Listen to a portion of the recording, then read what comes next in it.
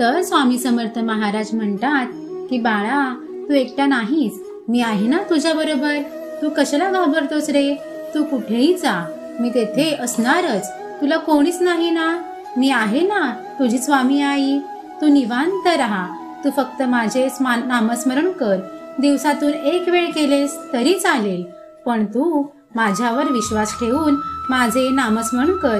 स्वतःला एकटे समजू नकोस हो. मनुष्याने जन्माला येऊन काहीतरी देवाचे नामस्मरण जरूर करावे.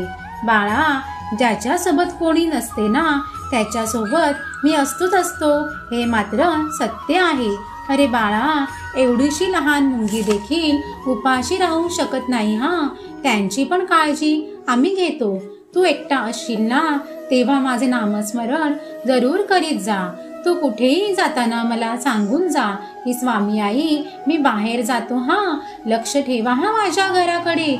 अरे बाळा, उलट असे बोलायचे की माझी स्वामी आई असताना माझ्या मनात वाईट विचार येतील का?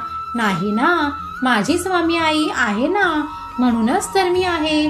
तर स्वामी भक्तांनो, आपल्याला स्वामी काय बोलतात की बाळा, मी आहे ना तुझ्यासोबत, तू एकटा नाहीस. तू कोणत्याही संकटात सापडलास तर फक्त मला एकदा हाक मार, स्वामी आई मला वाचवायला या. येतो की नाही बघ. अरे बाळा, मी तुझी काळजी घेणारच. श्री स्वामी समर्थ.